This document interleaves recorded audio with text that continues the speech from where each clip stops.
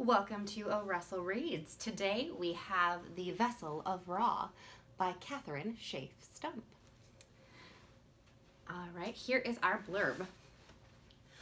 While traveling in Venice in 1837, Lucy Clarion, in order to save her family's honor and her immortal soul, decides to commit suicide by drowning herself in the Grand Canal. Unfortunately for Lucy, she is rescued. Her rescuers believe they can separate her from the demon Ra, whom she is destined to fight because of an ancient family pact. What Lucy does not know is that her rescuers have their own agenda. Paolo Borgia, the head of the deposed magical family, wants to use Ra for his own purposes. Lucy is given an alternative, to separate herself from her demon and family, which she gladly welcomes. When she finds out the truth about Ra, Lucy's purpose changes from not only freedom, but to righting an ancient wrong. Octavia, Lucy's older sister, is in pursuit. She has been trained to kill Lucy when Lucy loses her battle with Ra. At the ritual to free Ra, the two sisters clash with surprising results. Octavia is possessed by Ra, and Lucy is determined to free her sister and keep Ra from reshaping the world in his image. There's one small problem. Lucy has been murdered. However, she's not about to let a small detail like that keep her from correcting her mistakes. Lucy will save Octavia, even if it kills her again. And here is our excerpt. Chapter 1, The Apothecary, Venice, October, 1837. This had been the best day of Lucy's life, and since it was her last day alive, that was important. On October 31st, the birthday of all binders, she would turn 16. In 3 weeks, on that day, she would fight Ra. He would win, and Octavia would kill her. There, said Lucy, gesturing with a black-gloved hand towards San Marco. Lucy liked using the Italian name, although the Baedeker's travel guide was clear about the Venice landmark being called St. Mark Square. Emphatically clear. The shadows and reflections of the buildings twisted in the canal, shadow and reflection blurring into luminous puddles. Her breath caught in her throat and her eyes stung. The gondolier indulged her with his singing. He thought she was a child because she was a little person. People could only tell her hands and head were large if they looked closely. However, binders felt wrong to people, so they didn't often look too closely. She watched the gondolier's strong back as he moved his pole through the murky water, maneuvering the boat across the Grand Canal. Lucy had decided to change everything. The canal flooded into the square, up toward the flickering streetlights. Even though her skirts kissed her ankles, they would still be weighed down by the acqua alta, the fall flooding that invaded all of Venice. Many tourists stayed in boats or wore rubber boots, complaining about the wretched flooding and the smell of the ocean. Lucy trailed her hand through the water. On the surface, it looked clean, but underneath, the canals lay rot and decay. The gondolier secured the boat and Lucy handed him florins, lopsided coins that filled her palm. You be safe? Lucy couldn't quite tell if his words were a caution or a question. See, she said, I will be safe. Even though she knew there were thieves and revelers out at night, they could not harm her. Ra was watching, and he would never allow anyone else to hurt her. Overhead, Ra screeched and plucked a pigeon from the air, its feathers floating down like snowflakes.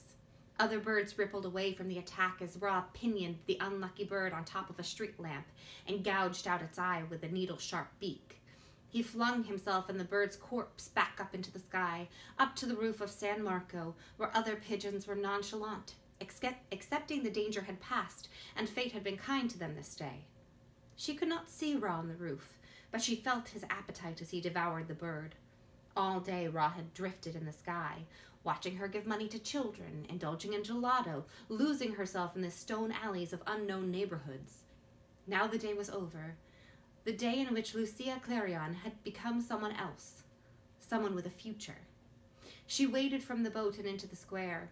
An Austrian soldier frowned at her.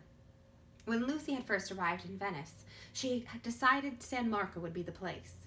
She liked to see people live and live well, compared to the austerity of her life in Heathersage. San Marco was unlike any place she could ever have imagined herself. Among these crowds, she imagined herself jeweled and coiffed, a normal girl. The idea made her warm.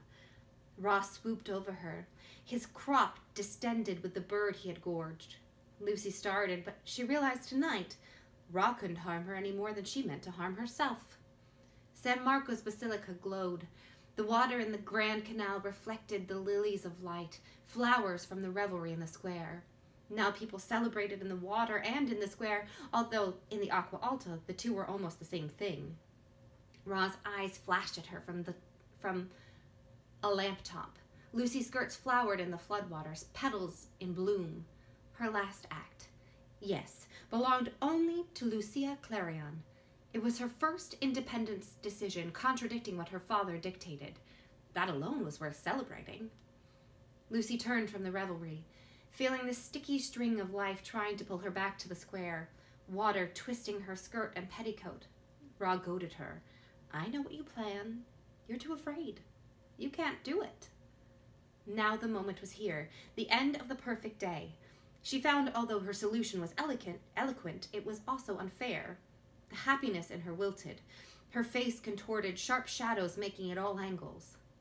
I will, she said to Ra. You will not have your way. Lucy waded into the water and dived from the edge of a low stair into the canal. Water roared into her ears. What would her corpse look like? Her hair floated around her pale face like ink in water, uncurling, coming free from pins. Her gown and petticoat floated around her ankles like rising and falling hills. Panic burned in her chest. She slipped farther away from the shimmering surface, an imperfect crystal that rippled and waved, obscuring her vision in the world above. Ghost gondola coasted overhead like porpoises. She belonged to the drowned now. Water muffled her ears. The first air bubble left her. A prophetic globe, then another. The end of her future written in them as surely as in any gazing ball. Her chest spasmed. She spiraled down into the water, her gown binding her legs into a mermaid's tail.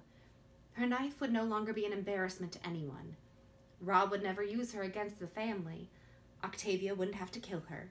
She would leave this life and hope for better circumstances in the next. Drusus. At least he would notice she was gone.